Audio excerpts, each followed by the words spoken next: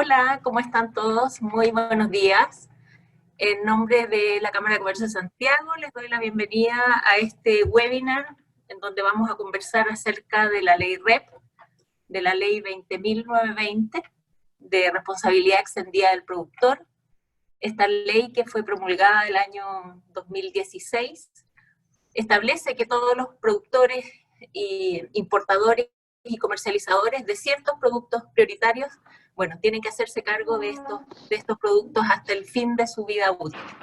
Y bueno, esta ley también nos trae un montón de desafíos medioambientales y desafíos de gestión para las organizaciones. Y hoy día particularmente contarles que de los 6 productos prioritarios que contempla la ley, que es aceites y lubricantes, baterías, pilas, aparatos eléctricos y electrónicos, neumáticos y envases y embalajes. Y precisamente hoy día vamos a poder revisar en detalle todas las condiciones que son necesarias para las organizaciones que se vayan preparando para la implementación y la adopción de esta ley y de las obligaciones que ello conlleva. Los envases de embalaje sin duda hoy día son el producto de los productos prioritarios, que es el más masivo, el más conocido, el más de uso doméstico, que de seguro todos nosotros tenemos en nuestros hogares y que también tenemos que, como consumidores, aprender y educarnos en cómo tratar de manera adecuada cada uno de estos productos. Y para revisar de este tema tenemos un invitado de lujo. Hoy día nos acompaña Isidro Pereda. Isidro actualmente lidera el primer sistema de gestión colectivo de envases y embalajes, pero además Isidro tiene una dilatada trayectoria en el mundo del reciclaje y de la economía circular.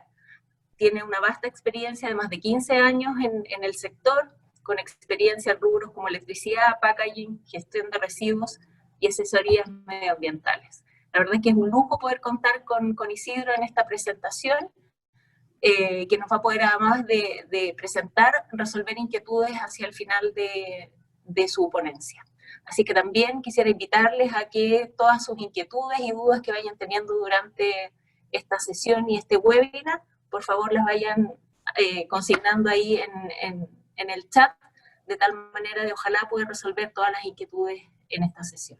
Así que muy bienvenido, Isidro, encantada de tenerte con nosotros acá en este webinar de la Cámara de Comercio de Santiago. Muchas gracias, Verónica, te agradezco un montón, agradezco también a la Cámara de Comercio por esta invitación, por este espacio, y la verdad que estoy muy contento, muy alegre de estar por acá junto a ustedes. Así que sin más, empecemos. Adelante con la presentación. Entonces,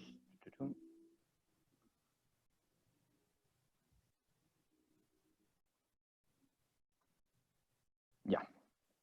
Entonces, bueno, comencemos. Nosotros en nuestro país somos extremadamente diversos culturalmente, la manera en que vivimos y evidentemente la manera en que generamos y gestionamos nuestros residuos. No es lo mismo estar parado en el vertedero La Chimba en Antofagasta o el estar cerca del mar en la misma ciudad en donde de repente los residuos no son bien gestionados y están muy cerca de contaminar nuestros océanos. O para qué decir cuando vamos transitando por los cerros de Valparaíso y encontramos estos pequeños microbasurales. Y cuando nos adentramos acá en Santiago Centro, en lo que se denominan CITES o conventillos, donde hay una alta tasa de inmigración y una alta tasa de hacinamiento.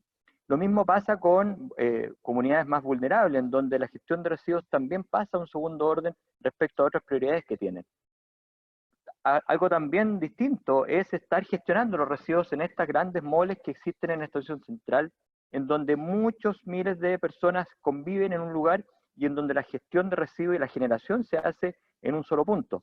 Y si uno se va hacia el sur, en estos bonitos paisajes, pero se adentra a sus cerros, también ve estas problemáticas de microbasurales.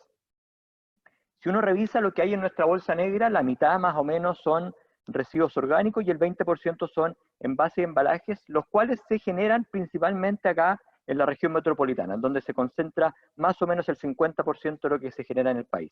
Tenemos grandes problemas también de gestión de residuos en el sur, como por ejemplo en Temuco, en donde no hay dónde botar los residuos y tienen que trasladarse a Los Ángeles para ir con camiones que recolectan en Temuco y que recorren una gran cantidad de kilómetros para botar en otro lugar sus residuos. ¿Para qué decir lo que pasó en Chiloé también, en donde hubo una gran crisis sanitaria los años anteriores?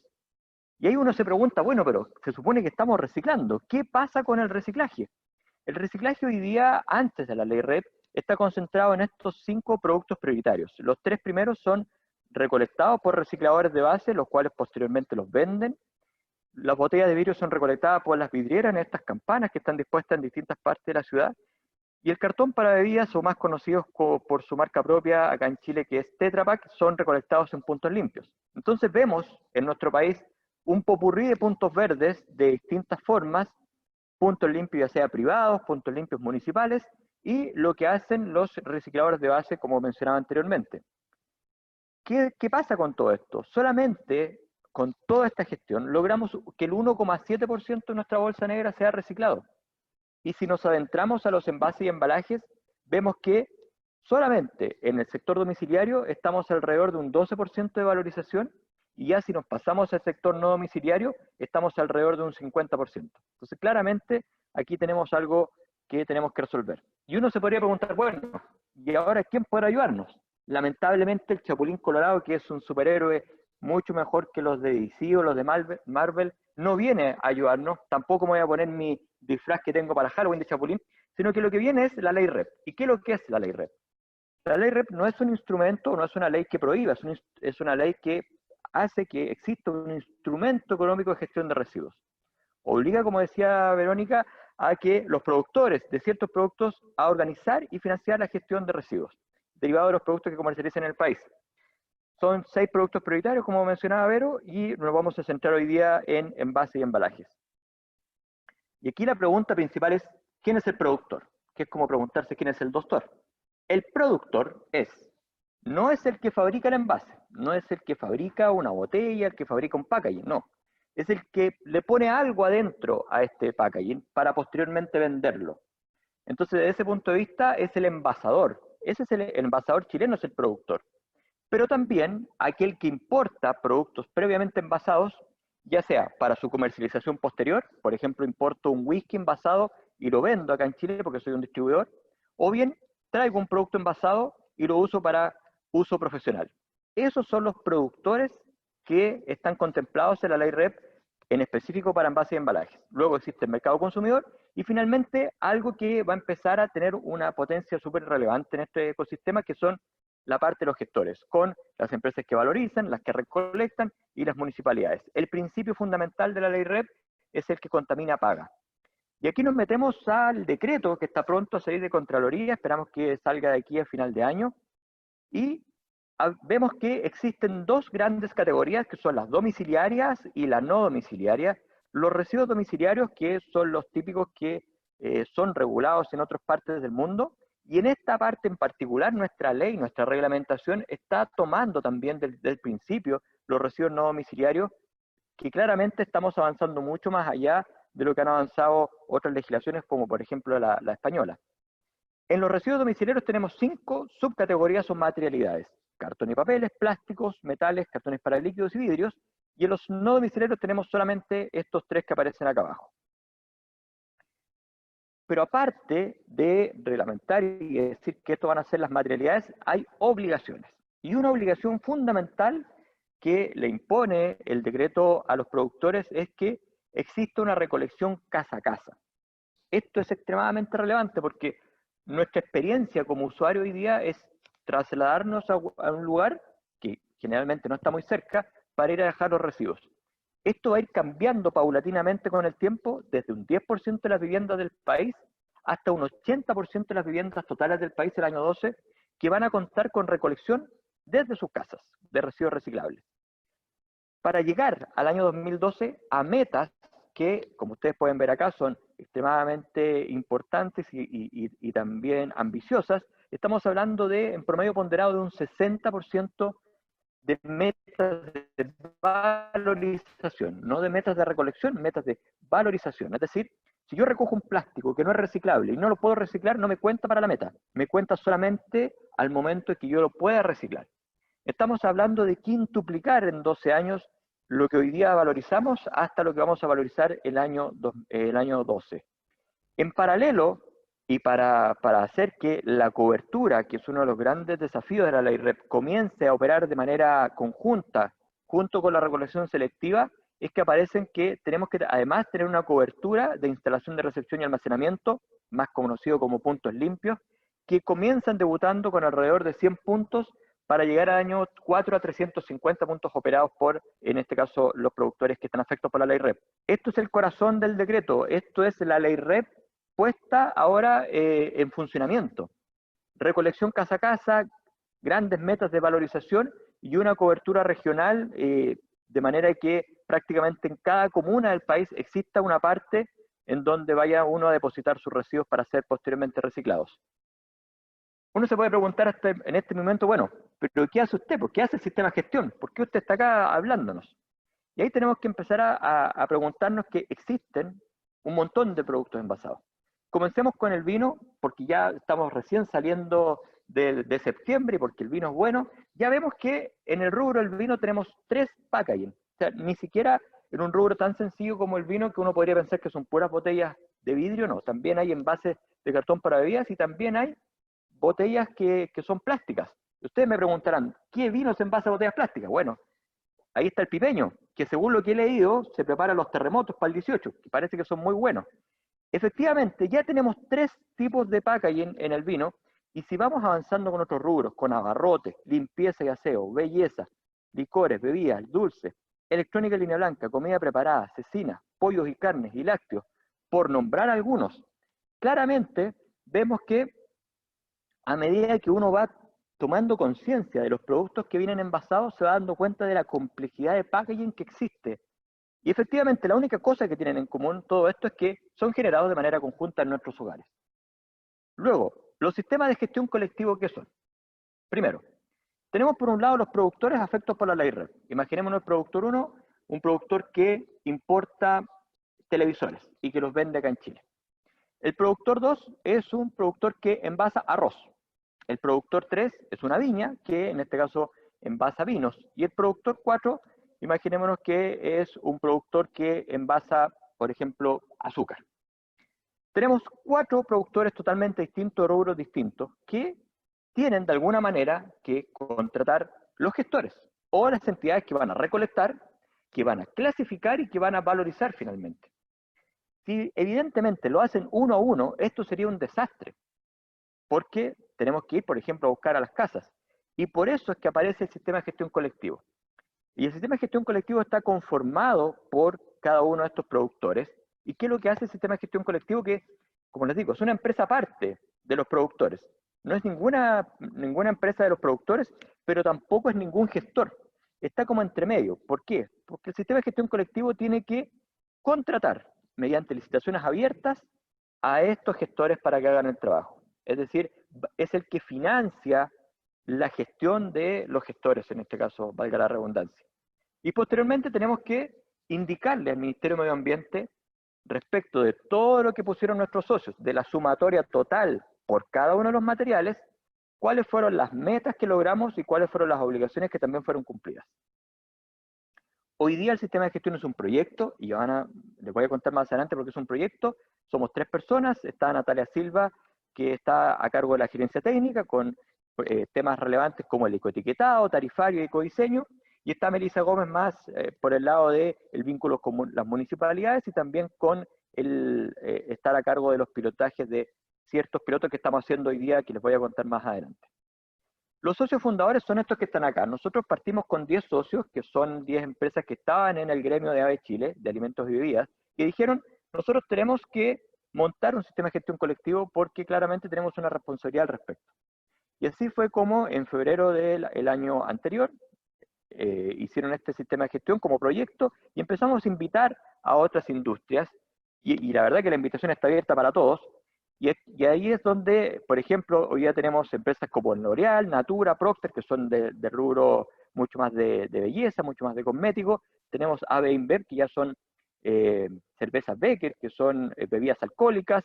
Tenemos Softies con todas las marcas de Elite, Confort, empresa de María con artículos de aseo, por ejemplo, los productos Virginia. Y también está el retail, y el retail está por el lado de la importación de productos, pero también está por el lado de la venta de marcas propias, en este caso los supermercados.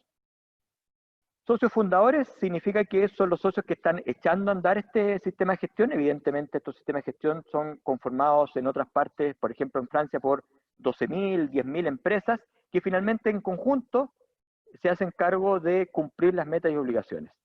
El ámbito de acción de este sistema de gestión es tanto para residuos domiciliarios, me he detenido ahí porque es lo más complejo, pero también para residuos no domiciliarios. En el primer caso estamos hablando de que tenemos que hacernos cargo de todo y por lo tanto la estrategia es full cost, y la segunda parte es solamente el monitoreo de datos. La cobertura evidentemente es nacional. Y uno se puede preguntar, bueno, pero ¿por qué van a hacer toda esta cuestión del sistema de gestión colectivo? ¿Por qué no lo hacen individualmente? Bueno, y ahí el decreto es súper claro. Dice, si usted es un productor que quiere hacer un sistema, que quiere recolectar por la suya, está perfecto. Tiene que formarse un sistema de gestión individual, es decir, una empresa distinta a su empresa, que no reparte utilidades, igual que el sistema de gestión colectivo, y tiene que contratar a gestores para que hagan, en este caso, lo mismo, recolectar, pretratar y valorizar. Pero con una condición: si usted vende pipeño San Isidro, en este envase PET, va a tener que ir a buscar ese envase PET, es decir, del pipeño San Isidro. No le sirve ir a buscar otros PET. Y eso es súper importante porque en este ejemplo particular no es tan evidente que esto puede transformarse en un caos, pero si vemos, por ejemplo, una empresa que vende, por ejemplo, pinturas en un tarro de metal, si el sistema de gestión individual pudiese ir a buscar cualquier tipo de material, de metal, lo más probable es que no iría a buscar los tarros de pintura, sino que iría a buscar, en este caso, por ejemplo, las latas de bebida, que son mucho más sencillas. Para que eso no pase y no sea un caos este sistema, es que los sistemas de gestión individual tienen esta restricción, a diferencia de los sistemas de gestión colectivos. Para el rubro no domiciliario, ¿qué es lo que hay aquí? Los consumidores industriales, estamos hablando de los patios traseros de las distintas empresas que hoy día hacen gestión con sus residuos, pueden celebrar convenios con los sistemas de gestión. ¿Y de qué se trata este convenio? Y aquí, si me permiten, voy a agrandar un poquito esto. Imaginémonos lo siguiente: un productor que vende arroz, que en este caso le vende a un retail. Bueno, el envase de arroz va a llegar al consumidor industrial, pero la caja por la cual son trasladados desde el productor al retail van a quedar dentro del retail, y por lo tanto son residuos no domiciliarios. Pero lo que hace el retail hoy día es que vende esos residuos a un gestor, es decir, hay un gestor que se hace cargo de la valorización de ellos. Por lo tanto, como sistema de gestión, la verdad que ahí no hay mucho que hacer. Y lo único que tenemos que es recolectar datos de la totalidad de los que los productores ponen, en este caso, en el sector no domiciliario, en los consumidores industriales, y lo que hacen los consumidores industriales a través de los gestores. Y por lo tanto, en este caso, el cumplimiento de metas se efectúa a través de lo que llamábamos antes monitoreo de datos. La información B, que es la información de la gestión, de la valorización total, respecto de lo que se puso en el mercado. Solamente en aquellas partes en donde, por ejemplo, imaginémonos los plásticos, que estemos recolectando plástico en Arica. Lo más probable es que hoy día en Arica no se recolecte en plástico porque no sea costo eficiente y no sea negocio para nadie. Ahí el sistema de gestión va a poner incentivos para que ese plástico sea recolectado. Es decir, en la parte no domiciliaria el sistema de gestión funciona solamente en el caso de que el mercado no haga funcionar esto, y evidentemente respeta los contratos que hay entre los consumidores industriales y cada uno de los gestores. Para la parte domiciliaria, ya esta cosa es mucho más potente, mucho más grande, porque aquí hay que hacerse cargo de la compra de contenedores, la logística de recolección, la clasificación y posteriormente la venta. Va a haber una estructura de recursos humanos, claramente. Esto es una empresa en donde vamos a tener distintas áreas. Vamos a tener que tener un gran desafío comunicacional. Aquí tenemos que ser súper fuertes en comunicar a las personas, tanto con campañas ciudadanas, campañas escolares, eventos masivos. Lo más probable es que me vean en los matinales bailando por el reciclaje. Por favor, les pido que no se burlen de mí. Yo esto lo hago para que la gente sepa que tenemos que estar reciclando, pero evidentemente aquí el esfuerzo es súper importante porque tenemos que hacer que mucha gente se motive para que este tren del reciclaje funcione. Y aquí vemos el ejemplo español. El ejemplo español, si ustedes se fijan acá, vamos a acercar. El ejemplo español nos dice que el año 98 ellos estaban en un 5% de reciclaje de packaging, de envases y embalajes. Hoy ya están sobre un 70%. Entonces, evidentemente, la ley REP funciona porque articula un ecosistema para que finalmente las tasas de valorización crezcan, pero tremendamente. Ahora, evidentemente esto no es gratis, se gastan 530 millones de euros al año. El 95% de esto se gasta en gastos operativos, el 5% son gastos de administración, y aquí viene el corazón financiero de la red. ¿Por qué es un mecanismo económico de gestión de residuos? Porque el 10% de lo que se gasta el sistema de gestión solamente proviene de la venta de residuos reciclables, y el otro 90% proviene del aporte de las empresas socias. Por eso es la ley REP. La ley REP lo que dice es, dado que la gestión de residuos domiciliarios no es negocio para nadie y siempre estás al debe, alguien tiene que financiar eso. Y ahí es donde aparece la responsabilidad extendida del productor. Otra cosa es que cuando nosotros gastemos todo eso, yo vaya a cobrarle a mis socios, que ahí te quiero ver. Bueno, ¿cómo se hace esto? Efectivamente, la tarificación para cada socio se produce después de que tenemos un presupuesto, tanto para costos operacionales como costos no operacionales, y se divide por una cantidad de PAC y impuestos en el mercado, lo que se denomina una ecotasa o una tarifa. Estas tarifas son muy similares a lo que ustedes ven acá en estos cuadros. Permítanme acercar. Aquí vemos el cuadro, por ejemplo, español, y abajo está el cuadro belga, en donde aparecen distintos materiales, y cada material tiene una ecotasa. Por ejemplo, vemos que el aluminio está en 90 pesos, vemos que el vidrio está en 2 pesos, y vemos que, por ejemplo, los plásticos están en 420 pesos el kilo. Si ustedes se fijan, hay una distinta cantidad de precios por cada uno de los materiales, básicamente porque con esto también se dan señales para el ecodiseño, que vamos a ver posteriormente cómo funcionan más estrechamente. Si uno lo pasa, estas tarifas, a los packaging propiamente tal, vemos que están en torno a 10 pesos por kilo por cada uno de los packaging. Es decir, cuando uno ve una botella de vidrio que cuesta muy poco su ecotarifa, pero como la botella de vino puede llegar a pesar hasta 500 gramos, es distinto que, por ejemplo, lo que pasa en un Tetra Pak, que en este caso para albergar el mismo litro solamente se usan 40 gramos.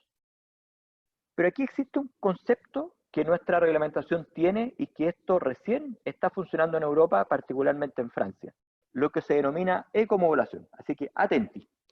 ¿Qué es lo que es la ecomodulación? Supongamos que tengo dos envases para poner, en este caso, a la venta un detergente líquido. El envase gris no es sustentable, no se recicla por ningún lado, y el envase verde es reciclable y más encima tiene material reciclado en su composición. Pero al momento de que yo haga el cálculo como sistema de gestión, lo más probable es que no me salga tan distinto la ecotarifa entre uno y otro. Básicamente porque lo más probable es que al momento de reciclar no me pague mucho, y por otro lado, botar basura en Chile es muy barato. Lo que hace la ecomodulación es que me dice a mí, usted tiene que agrandar esa brecha. Usted tiene que penalizar de alguna manera con un incentivo negativo para que la ecotasa, la tarifa del envase no reciclable sea más cara que en este caso un envase sustentable en el cual va a tener una bonificación. Si ustedes se fijan, este concepto de la ecomodulación es una de las palancas que nos va a permitir promover el ecodiseño dentro de nuestros socios.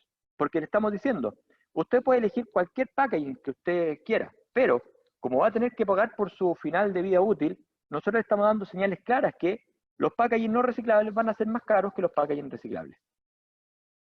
Les comentaba que esto es un proyecto, esto todavía no es una empresa, no se puede crear de un momento a otro.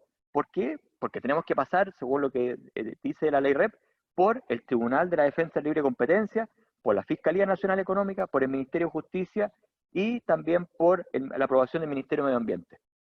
Lo más probable es que nos demoremos a lo menos todo el otro año. Estamos hablando de que tenemos una fecha probable ya para estar fuera del proyecto que hoy día somos dentro del gremio, y ya pasemos a ser una empresa propiamente tal. Esto va a ser recién en diciembre del 2021, porque evidentemente el trámite jurídico de todo esto tiene su tiempo. Estamos haciendo prototipos porque aquí uno, bueno, dice, está bien, tú venías a presentar una PowerPoint que se ve re bonito, pero otra cosa es con guitarra, otra cosa es qué pasa en la realidad. Y para esto diseñamos dos tipos de prototipos, un prototipo en casa y uno en edificios. No es lo mismo ir a buscar algo en casa, residuos en casa, que la generación en edificios. Tuvimos que suspender por el producto de la pandemia, pero lo vamos a retomar el próximo año, que está asociado a Quilicura y Colina, con un convenio con AMUSA, pero sí estamos haciendo el de Providencia. Ya llevamos 12 meses en este piloto, vamos a abarcar el 90% de las viviendas, es un megapiloto, es un piloto que prácticamente contempla toda la comuna, y para esto hicimos una licitación privada, donde invitamos a más de 15 gestores, y evidentemente ahí visualizamos cómo ya fue el primer encuentro entre el sistema de gestión y los gestores para que finalmente ellos sepan cómo vamos a operar en las distintas geografías. Para hacer estos pilotos, que equivalen a estar impactando a 135.000 habitantes, nos gastamos 1.650 millones de pesos para un piloto de 12 meses en casa y 24 meses en edificio. ¿Cómo será la relación del CIC con los actuales actores? Esto no estamos inventando la rueda, evidentemente aquí hay algo que se está haciendo, hay algo que está hoy día funcionando. Evidentemente los productores de envases, porque son aquellos que van a tener que transitar desde envases menos sustentables a envases más sustentables, las empresas reguladas que van a ser nuestros socios, los gestores que van a hacer los trabajos, otro sistema de gestión. Hoy día estamos conversando con los sistemas de gestión de Bélgica, España, Francia, Alemania, porque estamos aprendiendo de la experiencia de más de 20 años haciendo esto. Nosotros no podemos empezar a crear esto de cero, tenemos que traer las mejores prácticas afuera y acomodarlas a nuestras realidades. Las municipalidades, los consumidores, evidentemente los gremios, por eso estoy muy organizaciones y ONG, por eso que también estoy muy, tengo una gratitud muy grande con Verónica y también con la Cámara de Comercio, porque nos permiten difundir esto que, como no es algo que del día a día, de repente cuesta un poco entenderlo. Pero si hay dos actores primordiales, tanto para la recolección selectiva como para la cobertura, son las municipalidades y los recicladores de base. Las municipalidades hoy día básicamente hacen una licitación para recolección y disposición de basura, y los que tienen más dinero, los que tienen más presupuesto, tienen puntos verdes, puntos limpios y recolección selectiva. ¿Y por qué aparece esta paradoja?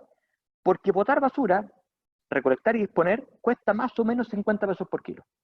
Gestionar un punto limpio, una recolección selectiva, cuesta 10 veces más, puede llegar a costar hasta 500 pesos por kilo. Y por lo tanto, sale más barato botar todo que reciclar, paradojalmente, de cara al municipio. ¿Qué es lo que va a pasar después? Es que la parte de abajo, la parte más cara, se la va a llevar como financiamiento el sistema de gestión, y aparte el financiamiento también con la gestión de hacer eso, y por lo tanto ahí se va a provocar un gran ahorro para las municipalidades, porque van a botar menos residuos y porque sus vecinos van a ser atendidos con puntos de reciclaje o con recolección casa a casa. El panorama futuro, ¿qué es lo que ve el Ministerio de Medio Ambiente? Es que dice, está perfecto, el SIC se va a encargar de los residuos domiciliarios, de envase y embalaje. Pero además se está haciendo una estrategia nacional de residuos orgánicos para ocuparse del otro 50%. ¿Qué logramos con eso? Que ojalá menos del 20% de la basura sea dispuesto en relleno sanitario y evidentemente transitemos a una economía mucho más circular. ¿Cómo va a ser nuestra instancia, nuestra conexión con los municipios? Primero, podemos hacer una licitación independiente, como lo hicimos en Providencia. Podemos hacer una licitación conjunta con el municipio, en donde en la misma licitación pongamos recolección de basura y recolección de reciclable, y nosotros paguemos la parte reciclable, o bien podemos contratar al municipio para que ellos hagan las actividades de recolección. Lo mismo pasa con el pretratamiento, licitación independiente, conjunta, o a través del municipio. La única parte que vuelve al sistema de gestión, como veíamos antes, es la parte de valorización a través de la venta. Con esto termino, los recicladores de base. Un reciclador de base hoy día puede llegar a recolectar en su triciclo con gran esfuerzo 80 kilos. Si eso lo hace 2 veces al día y 24 días al mes, y con un buen precio de cartón, puede llegar a ganar alrededor de 300.000 pesos. El problema es que, como pasó en este verano, el precio de cartón puede bajar violentamente, y esto afectarle fundamentalmente a sus finanzas. Recordemos que detrás de cada reciclador de base hay una familia que se sustenta con estos ingresos. Y evidentemente esto es un gran problema social que tienen hoy día los recicladores de base. ¿Qué es lo que hace el decreto de envase y embalaje? Reconoce a los recicladores de base y dice que son un actor que van a tener que registrarse en la ventanilla del Red C, pero además que el SIC va a poder pagar por sus servicios a través de contrataciones directas. No es necesario hacer una licitación para contratar un reciclador de base. Tenemos 3 formas de interactuar con ellos. Una, si vamos a utilizar un reciclador de base, en el buen sentido de la palabra, vamos a contratarlo para que haga una recolección selectiva, le tenemos que pagar una tarifa en igualdad de condiciones que un gestor. Si yo licité la gestión de recolección y me costó 100 pesos por kilo, no puedo pagarle 20 pesos por kilo al reciclador de base, tengo que pagar una tarifa en igualdad de condiciones. Por otro lado, veíamos que en el año 4 vamos a llegar a tener 350 instalaciones de recepción y almacenamiento, a lo menos un 50% de ellas tienen que tener recicladores de base. Importantísimo esto porque es la forma en que el reciclador de base va a tener un puesto donde llegar a trabajar, en donde va a tener un espacio para cambiarse, para almorzar y además para hacer lo que mejor sabe hacer, que en este caso es la gestión de residuos reciclables. Pero para que todo esto funcione, tenemos que además tener un plan de formalización para su integración, porque evidentemente este rubro está lleno de informalidad y nosotros tenemos que hacer que vayan a una formalización. Con esto termino. Yo tengo un sueño que espero lo compartan conmigo, que es transitar de una economía lineal, una economía en donde uno extrae, produce, consume y bota, a una economía circular. ¿Y por qué le llamo sueño?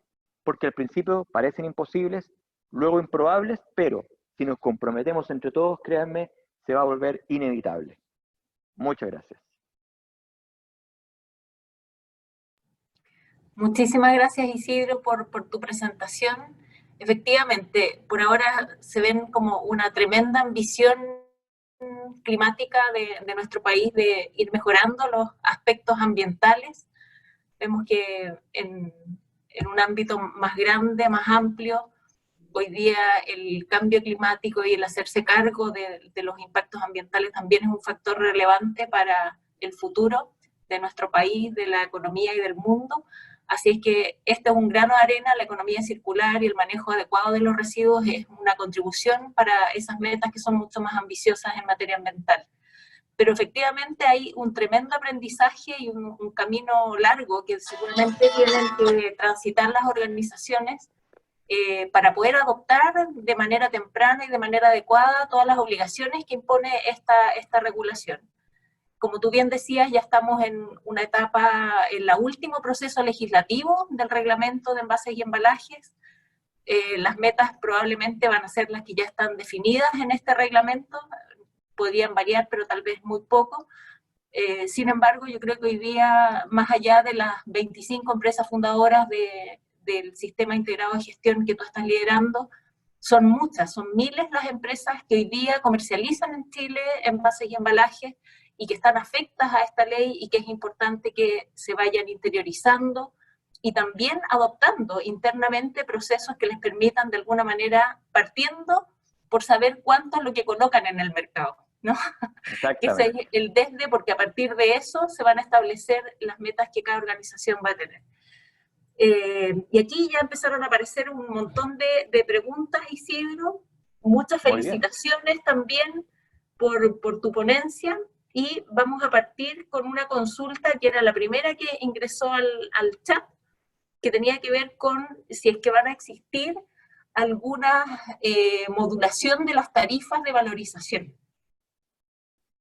¿Alguna especie de marketplace? Preguntaban en el chat. Sí, las tarifas de valorización, entendamos que las tarifas de valorización, más que ponerlas el sistema de gestión, finalmente es un tomador de tarifas de quien compra ese residuo. En el caso, por ejemplo, imaginémonos que estoy vendiendo un plástico y digo, ok, ¿cuál es el mercado chileno de venta de plástico? Y hago una licitación al respecto. Lo más probable es que iban a ver los oferentes de ese plástico en particular y van a ofertar los precios que ellos tienen para comprar ese plástico. En el caso de que hayan residuos que tengan valor, hay algunos residuos que tienen no un valor positivo, sino que un valor negativo. También puede pasar que no exista forma de valorizar acá en Chile y tengamos que exportar esto, cosa que es muy común en Europa. Europa tiene una interconexión entre sus países de venta de residuos reciclables y claro, cuando uno habla de exportación acá en Chile, no se conceptúa lo mismo que en Europa, uno ve a la Comunidad Europea como un gran megapaís, pero efectivamente no siempre los países tienen valorización en Chile, o sea, en su propio país y de repente hay que exportar. La idea es que ojalá transitemos a una economía circular en donde todos los residuos sean valorizados en Chile, evidentemente. Pero aquí también viene el huevo y la gallina, porque de repente, cuando no existe materia de cantidad, no se puede poner una planta, porque no existe masa crítica. Y nosotros, como vamos a empezar a recolectar, te pongo el ejemplo del Tetra, por ejemplo. Hoy día no existe una gran valorización de Tetra Pak porque no hay mucha recolección de Tetra Pak. a medida que vayamos transitando con más kilos, van a aparecer muchas oportunidades donde existan plantas para que valoricen Tetra Pak. Entonces, la parte de la valorización es mucho de mercado. Lo que nosotros tenemos que hacer es la tarificación hacia adentro, que contempla los distintos precios. Evidentemente, aquellos que tengan mejor precio de venta van a tener una menor ecotasa, pero por otro lado también tenemos que, después de eso, ecomodular. Tenemos que decir, ok, dado que tenemos esto, tenemos que penalizar a los que no son sustentables o menos reciclables y bonificar a los que son reciclables. Exacto. Es decir, hoy día de alguna manera se mueven los precios y las tarifas en función de la oferta y demanda, ¿no? Por Eso hace cierto. que fluctúen los precios, pero lo que ahí preguntaban particularmente es si existe alguna plataforma tipo marketplace. Yo creo que eso es demasiado sofisticado, por lo menos de lo que yo conozco, entiendo que más bien Sí. la negociación es uno a uno, pero a lo mejor ahí hay alguna oportunidad para generar alguna plataforma En otras que partes sí permita en existen. línea cotizar, por ejemplo. Sí, en otras partes existe marketplace al respecto. Acá en Chile ojalá que exista, sobre todo para el rubro no domiciliario, ¿ah? Porque para el rubro industrial y comercial, evidentemente, donde hay personas ocupadas de esto en las distintas empresas, un marketplace vendría muy bien, porque uno podría decir, oye, yo tengo este residuo por un lado que genero en mi planta, que estoy, por ejemplo, en Viña del Mar. ¿Quién tengo cerca que me pueda hacer la compra de este residuo? Yo creo que el marketplace para eso funcionaría perfecto. Otra de las preguntas que aparece acá en el chat, Isidro, tiene que ver con que el costo que deben pagar las empresas, si será abordado a través de subsidios estatales o solo cubiertos por los consumidores. No, no hay subsidio estatal acá. Esto es todo privado. La ley de responsabilidad extendida del productor indica que el financiamiento proviene de la empresa. No hay financiamiento estatal. Exactamente. Hoy día, claro, el principio es el que contamina paga, y si el que contamina, entre comillas, quien pone el residuo en el mercado es la empresa, el productor, él es el que financia todo este sistema. Exactamente. Y de ahí viene una de las cosas primordiales que tenemos que hacer, que nuestro sistema de gestión sea súper costo eficiente. Extremadamente costo eficiente, porque entre menos gastemos y lo hagamos de mejor manera, evidentemente el financiamiento va a ser menor. Otra de las consultas que aparece acá es que cómo los consumidores pueden saber si están reciclando sus residuos, y si es que lo están llevando a puntos limpios o son recolectados de otra forma. No entiendo muy bien la pregunta. Sí, lo que va a pasar más adelante es que yo espero que nuestra trazabilidad y transparencia sea total. O sea, efectivamente nosotros tenemos que hacer que el ciudadano sepa que al momento de recolectarle sus residuos o al momento de que nosotros estemos operando un punto limpio, todo eso va a ser reciclado. Ahora, lo relevante de esto es que como tenemos una ley detrás, yo no lo estoy haciendo por greenwashing, no lo estoy haciendo para aparecer en la prensa, lo tengo que hacer porque tengo que cumplir metas. Y esas metas se cumplen al momento que yo recicle. Por lo tanto, si yo recupero algo, pero lo boto, no estoy cumpliendo las metas. La gracia que tiene esto es que vamos a entrar en un ecosistema en donde hoy día hay un escepticismo respecto a qué pasa con el reciclaje. A lo mejor todo esto es un bluff. A algo que va a ser extremadamente trazado y extremadamente también, ¿cómo se llama? Van a haber muchos actores en los cuales nosotros tenemos que rendirle cuenta de qué estamos haciendo con ellos. Va a ser muy auditado este sistema. Claro, ahí un poco responde en parte la consulta que tiene que ver con cuáles son los desafíos relacionados con la generación de información y reportes sobre los avances de la ley. Bueno, ahí la ley, para los 6 productos prioritarios, la ley ya está promulgada, y ahora el trabajo que se está haciendo legislativo es los reglamentos para establecer las metas de cada uno de los productos prioritarios. Y Claro, ahí ustedes son el segundo en este caso. Sí, efectivamente, el tema de trazabilidad de datos es importante desde varios puntos de vista. Primero, desde el punto de vista de la libre competencia. Nosotros tenemos que ser muy cuidadosos con los datos que nos entreguen nuestros socios. Evidentemente, tienen que haber una serie de murallas chinas y tenemos que tener el mejor software que indique que esos datos van a ser seguros. Lo segundo es que tenemos que tener datos también muy transparentes hacia la ciudadanía, de dónde estamos reciclando, dónde estamos recolectando y qué estamos haciendo con ellos. Y por otro lado, también de las tarifas, de cuánto van a ser las tarifas, que eso no está todo publicado. Efectivamente, uno de los grandes corazones de los sistemas de gestión son los sistemas de reporte y de información. Exacto. Otra consulta, Isidro, acá tenemos muchísimas inquietudes, así que está interesante de repente para poder aclarar dudas específicas. preguntan qué pasa con los residuos reciclados, si estos se devuelven a los productores o no. Bueno, idealmente es que tengamos una economía circular. Evidentemente, acá, por ejemplo, hay una planta que existe en otras partes del mundo, que existe, por ejemplo, en Argentina o incluso en Bolivia, que son estas plantas botella a botella, que lo que hacen es tomar una botella PET y, reciclando esa botella PET de un solo uso, pueden fabricar otra botella PET, no de material virgen, sino que de material reciclado. Ahí hacemos que la economía circular funcione, como lo que pasa con la lata de aluminio, que con una lata de aluminio uno puede hacer otra lata de aluminio similar, como una botella de vidrio también, el cartón. Lo ideal es que existan estas circularidades porque nos permiten, por balances de masa, que todo lo que se pone en el mercado se recolecte y se vuelva a dar de esta vuelta. Inyectar. Eso es lo ideal, eso es lo ideal. También hay consultas respecto del sistema de gestión colectivo. ¿Cómo hacemos una empresa que esté interesada en participar actualmente y los costos?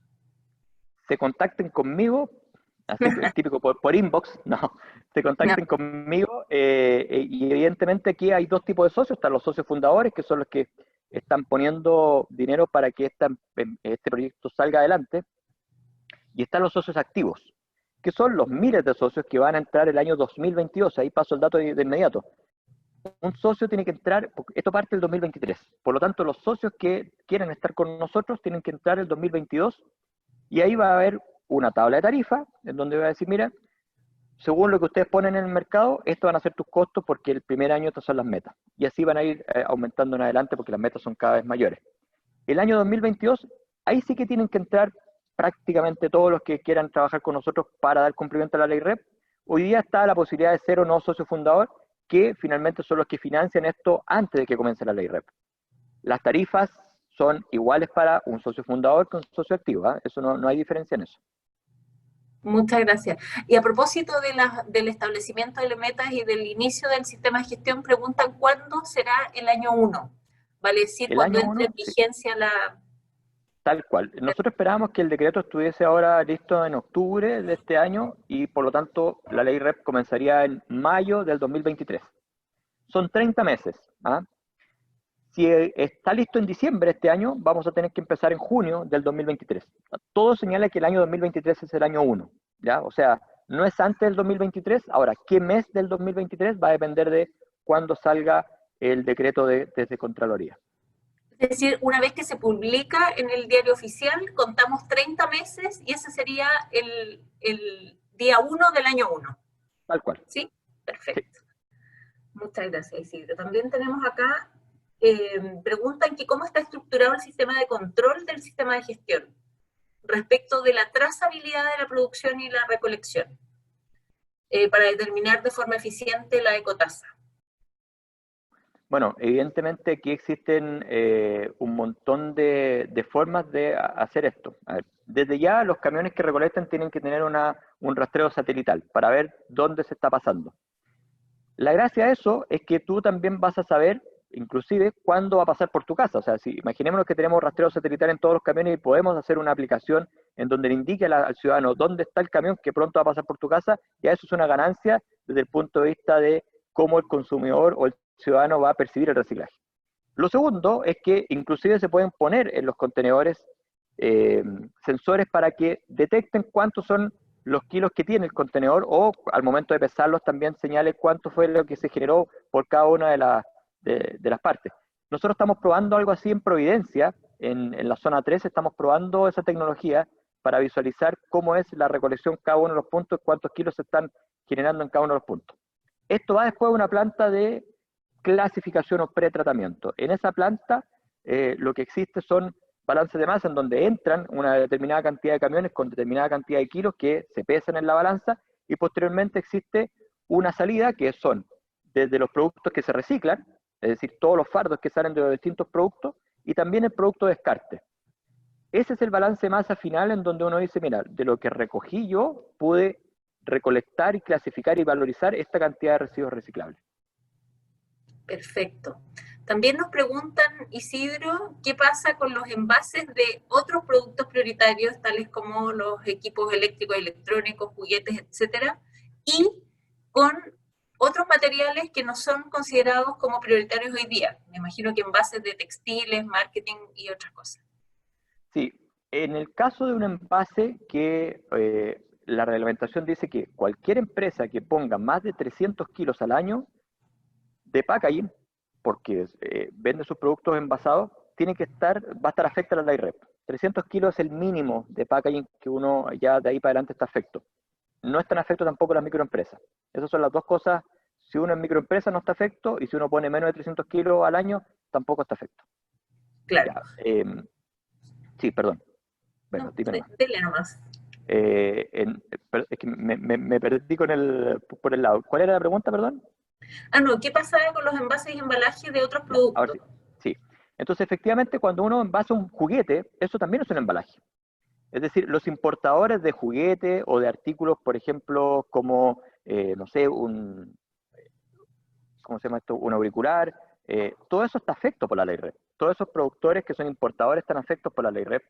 Y aquellos envases que no son de estas 5 subcategorías o materialidades, en este caso solamente tienen que reportar, pero no van a estar afectos en una primera instancia para estar dentro de un sistema de gestión. Es decir, si mi envase es de algodón, no debiese estar afecto porque no es una subcategoría que esté hoy día con metas y obligaciones. Exacto. Y ahí también complementando tal vez esa pregunta, para aquellas empresas que tengan, por ejemplo, artículos eléctricos y electrónicos, evidentemente un refrigerador viene en un envase, entonces deberían estar en 2 sistemas de gestión. Uno por el producto prioritario de aparato eléctrico electrónico y otro por los envases y embalajes que ello implica. Tal ¿Ya? cual. Tiene que estar en ambos O sistemas incluso de en gestión. 3, porque podrían Por estar las en un baterías. por las baterías o por las pilas. Así Podían es. llegar a estar hasta en 3 sistemas de gestión distintos para cumplir con sus metas. Sí. También nos preguntan si se contempla alguna franja de multas o sanciones para las empresas que no cumplan. Sabemos que sí, tal vez ahí nos puedes compartir Sí. que son sanciones no menores además.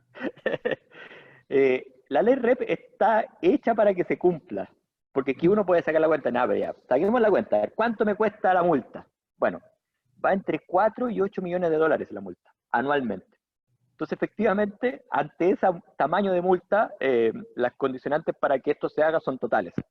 Esto es una ley que está hecha para que finalmente todas las empresas la cumplan, porque si no las multas son tan grandes que finalmente sería un despropósito caer en eso.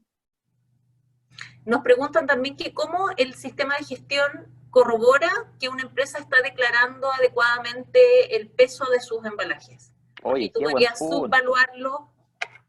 qué buen punto. Bueno, una de las recomendaciones que quiero dejar en este webinar es que las empresas desde ya tienen que trasladar de calcular esto en una planilla Excel, que muchos de los que están escuchando probablemente lo hacen, a que esto lo haga el ERP.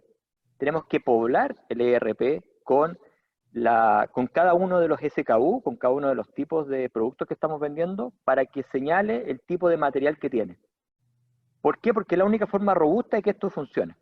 Nosotros como sistema de gestión tenemos que hacer auditorías a lo que las empresas nos señalen, y evidentemente las auditorías van a ser más o menos extensas en la medida que el dato sea mucho más duro que otro, mucho más sólido.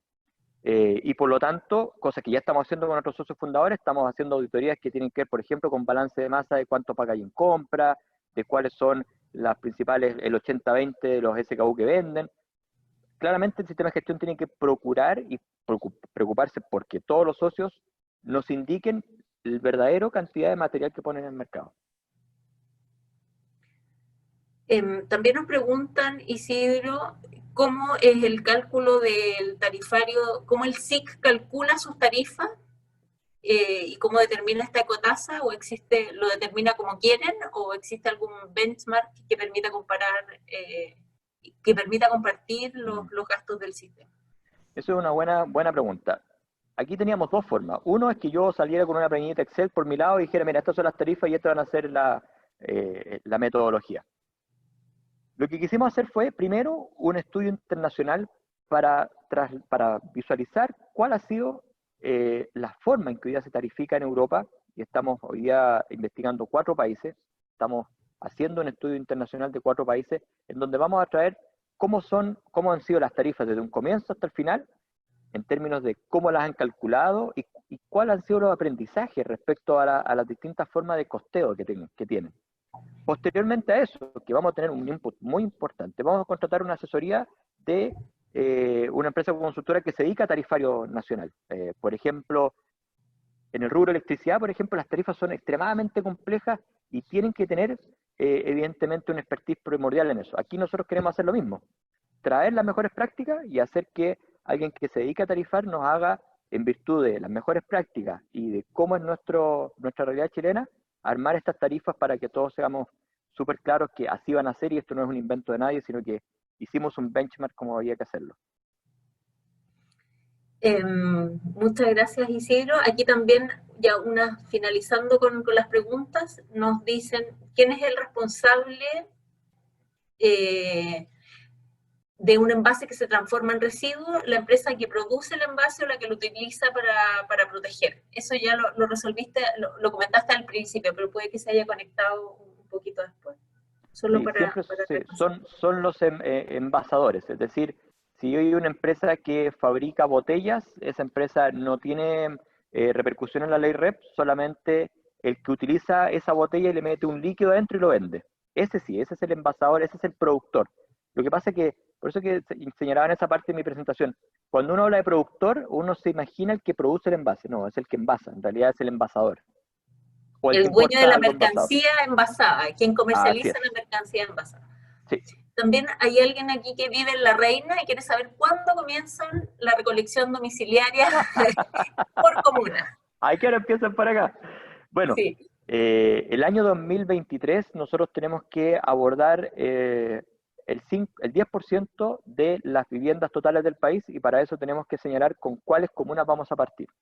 Tenemos que presentar este plan al Ministerio de Medio Ambiente, el Ministerio de Medio Ambiente nos tiene que aprobar el plan y de ahí nosotros empezar a operar. Por lo tanto, todavía estamos un poco lejanos a visualizar cuáles son las primeras comunas. Claramente hay comunas que la llevan, hay comunas que llevan mucho tiempo haciendo reciclaje. La Reina, por ejemplo, es una de ellas, Peñalolén, evidentemente acá las comunas del sector oriente, está Las Condes, Lo Barnechea, Vitacura, Providencia, son comunas que tienen un muy buen tiempo, pero también hay otras comunas, El Monte también está haciendo un muy buen trabajo. Tenemos que ver bien por dónde empezar, de manera de que este plan de cobertura en 12 años lleguemos al 80% de las viviendas. Súper, y en ese sentido preguntan también acá, en materia domiciliaria, ¿eso significa que también van a ser como entregas de contenedores o cada domicilio debería tener su propio box de reciclaje o de separación en origen? Sí, nuestra idea aquí, y voy a conectar con una pregunta que vi pasar, es que sea lo más sencillo para el ciudadano reciclar. Cosas que son sencillas. Primero, de que el packaging tenga un simbolito que diga este producto es reciclable. Y ahí lo conecto con el APL de Sofofa, que fue una de las preguntas. Ese APL ecoetiquetado es fundamental porque si yo tengo un packaging que dice reciclable, el ciudadano va a decir, ya, esto es reciclable. Ahora, yo quiero entregar ojalá un solo contenedor de color amarillo, como dice el decreto, en donde ahí pongan todos los residuos reciclables. Y nosotros después, en otra instancia distinta, con una planta de clasificación, vamos a clasificar en 15 o 20 productos distintos para su posterior valorización. Súper. De esa manera, hacemos muy sencillo esto. Entregamos un contenedor, pone los productos reciclables ahí, y finalmente nosotros los capturamos y después los clasificamos. Ese contenedor amarillo, Isidro, que alguien había preguntado más arriba, pero sí, bajan las preguntas, ¿ese está determinado por el reglamento?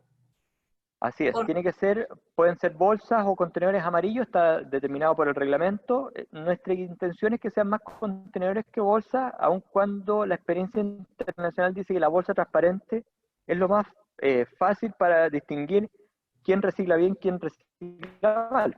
El problema es que si estamos con una ley de prohibición de bolsas plásticas, yo no puedo llenar de bolsas plásticas para reciclar, sí, porque claro, sería un cortosentido. Y por otro lado, también queremos que los mismos contenedores sean parte de esta economía circular porque sean fabricados con plástico recolectado en Chile. Entonces, a medida que vamos avanzando y necesitando más plástico, que el plástico que vayamos recolectando, en este caso, sea parte de las materias primas de estos contenedores. Así incluso tiramos en la economía circular. Ahí también respondiste en parte lo que dicen respecto de cuáles son las condiciones de recepción de los residuos y que tienen que estar limpios, etcétera. Entiendo que más bien la separación es Muy buena pregunta. reciclable, no Muy, reciclable. buen, muy buena pregunta. Ahí quédense con tres cosas. Limpio, seco y aplastado. Así tienen que estar los packaging. Limpios, secos y aplastados. Esa es la forma en que el packaging va a ser reciclable. Si usted pone un packaging que no está aplastado, evidentemente lo que está haciendo es que la logística se encarezca y también sea mucho menos eficiente.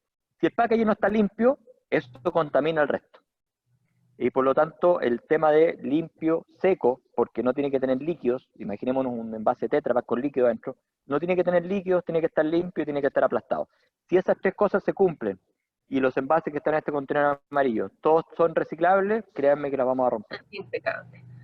Y preguntan también en las comunas que existe recolección de reciclaje. Es la típica pregunta. ¿Cómo se aseguran que esta empresa realmente recolecta, está reciclando y no lo lleva a relleno sanitario? ¿Cómo se asegura cuando hayan Bueno, alianzas con los municipios esa trazabilidad? lo que pasa es que en este caso, como les decía, yo tengo una obligación de recolectar kilos reciclables. Y por lo tanto, cada camión que bota la basura, para mí es una pérdida tremenda, porque lo estoy financiando. Entonces, claramente, el control que van a tener más adelante con el sistema de gestión, estos convenios que hagamos con los municipios va a ser súper distinto a cómo se ve hoy día. Porque hoy día no hay nadie controlando, porque no hay nadie que le duela que algo no se recicle. Hoy día, la verdad que a nadie le duele que no exista reciclaje. En este caso, va a haber una instancia, que es el sistema de gestión colectivo, que sí se va a preocupar y sí le va a doler cuando algo no sea reciclable, o no sea reciclado y sea botado a la basura. Y finalmente, ya para ir cerrando, Isidro, en honor al tiempo, preguntan si es que el sistema de gestión tiene algunos fondos para innovación y desarrollo a los cuales se pueda postular. Yo creo que más adelante lo que va a existir es efectivamente una forma de vincularse con el ecosistema para incentivar, en este caso, la innovación. Hoy día, como les decía, esto es un proyecto, el sistema de gestión parte recién el año 2022, el año 2021 salimos del TLC, y claramente nosotros queremos que esta cosa se innove porque en Chile hay mucho que innovar. Aquí hay dos cosas, es una tremenda pesadilla que no hay mucho, pero es una tremenda oportunidad para innovar y para efectivamente dar este gran salto que queremos. Queremos que exista innovación y ojalá que muchos más gestores que hoy día existen crezcan en sus negocios y que aparezcan gestores nuevos y que aparezcan muchas empresas que no solamente nos ayuden a recolectar, sino que también nos ayuden a cómo poder decirle a las personas de mejor forma, de una manera más simple, cómo reciclen, cómo separen en sus casas. Perfecto. Y Educación ahí medioambiental, también por ejemplo, hay un montón de cosas, claro, que hacer. Entonces, yo diría que va a haber un espacio tremendo. Esto es otro ecosistema. Con la ley REP se arma un ecosistema totalmente distinto a lo que hemos visto hoy día. y ya para ir cerrando el horario, muchísimas gracias Isidro. De verdad que yo creo que todavía hay un camino largo por transitar. Esperamos que sigan existiendo instancias como esta para poder ir informando y actualizando a las empresas respecto de los avances del reglamento, la implementación y la instalación del sistema de gestión. Así como mencionaba Isidro y nuestros amigos de Sofofa tienen un acuerdo de producción limpia de ecoetiquetado. Desde la Cámara de Comercio de Santiago también estamos trabajando de manera anticipada en el reglamento de artículos eléctricos y electrónicos. También tenemos ahí un acuerdo de producción limpia, porque creemos que la colaboración también intergremial e interorganizaciones que estamos empujando de alguna manera la ley RED y la ejecución y la adopción de esta nueva normativa también es tremendamente importante. Así es que solo pedirte, Isidro, que por favor nos preguntaban ahí de qué organización eres. Es del primer sistema de gestión colectivo de envases y embalajes de Chile. Isidro, si nos pudieras compartir tu correo electrónico también para que quede en este webinar, que además de la transmisión en vivo ahora a través de YouTube, también luego queda grabado, de tal manera de que pueden volver a consultar alguna duda que haya quedado respecto de la presentación. Pero si nos puedes compartir tu correo electrónico o tu celular, si quieres, De para todas que te maneras, puedan contactar. de todas maneras, mi correo electrónico es ipereda@abchile, la B con B larga, abchile.com. También me pueden conectar por LinkedIn y mi celular, que no me lo sé muy bien, es No. el 730 455, eso es. Pero qué Eh, jugado, Isidro, ya, muy sí, bien. no, lo que pasa es que yo te doy la gracia, Vero, por esta instancia, porque aquí existen muchas dudas y muchas preocupaciones en la empresa. ¿Cómo vamos a hacer para cumplir la ley RED? Y yo lo que quiero es manifestarles que estamos trabajando para ello y efectivamente lo que necesitamos es su colaboración al respecto, pero claramente estamos haciendo un trabajo serio para poder llegar de mejor forma a las obligaciones y las metas que nos impone la ley RED. Exactamente. Y seguimos trabajando para un país más descontaminado y apuntándose a la economía circular. Muchísimas gracias, Isidro. Muchísimas gracias a todos por participar. Tuvimos una activa interacción con muchas preguntas y eso nos encanta. Así es que muy buenos días y muchas gracias, Isidro, nuevamente. Maravilloso. Chao, que esté muy Adiós. bien, ¿eh? Chao, chao.